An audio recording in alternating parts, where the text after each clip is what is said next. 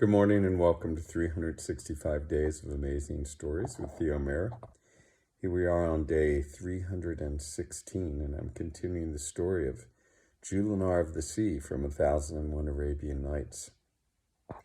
Now you might remember that Queen Lab had been turned into a beautiful dappled mule, which King Badir rode from the city of magicians, and from having left the old man, the old fava bean seller, there in that town, he rode on his way.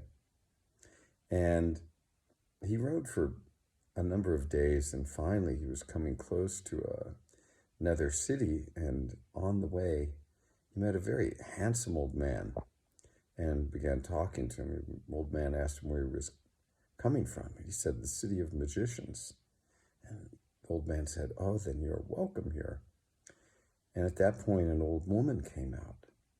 And when she saw the beautiful dappled mule, she said that she must have it for her son, whose mule had died.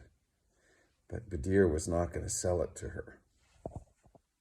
But she insisted over and over again, said that she would pay him 10,000 or 1,000 gold dinars for the mule. And Badir was finally encouraged to say, she is sold to you. And with those words, the woman pulled the money out. And King Badir wanted to, he actually said, I didn't mean it. I really wasn't going to sell the mule. And the old man turned to him and said, look, sorry, but people don't lie here. If you say you're going to do something, then you've got to do it. And so Badir handed over the mule. The old woman happened to be Queen Lab's mother. And she took water and she sprinkled it over the mule and told the mule to return to her human form. And soon Queen Lab was standing there embracing her mother. And then the mother gave a loud whistle, and this dragon-like demon came, placing Badir on one shoulder. The two ladies mounted the demon, and off they flew through the sky, back to the city of the magicians and Queen Lab's palace. Once they had alighted, Queen Lab led Badir into her palace, and sitting upon her throne, she looked at him and she said, you vile young man, look at what you have tried to do here. You only succeeded because of the help of the fava bean seller. And I'm going to take care of both of you now. It's enough of this kind of stuff. She took some water and she sprinkled it over King Badir. And she said, turn into the most wretched, ugly bird there ever could be. And in a moment, King Badir had turned into this awful-looking bird. Queen Lab had him placed into a cage and then carried into a space where he was withheld all food and water. Fortunately, though, there was a young maid servant there in the palace that took pity on Badir. She'd seen the whole thing happen, and she brought Badir food and water, and so he did not die. It was taken care of, but she did more than that. She went into the town and she met with the old man, the old merchant.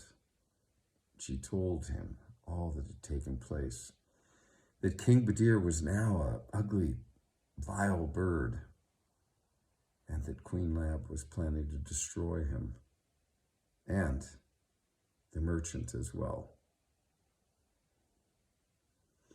Well, the old man sat there and pondered things a little bit, and he thought about it all and wondered what he should do. finally, he gave a loud whistle, and in a moment, some demon that was in his service came. The demon had 4 wings, and he bade the maiden mount this creature and told the creature, its name was Bark. Bark, he said, take this young woman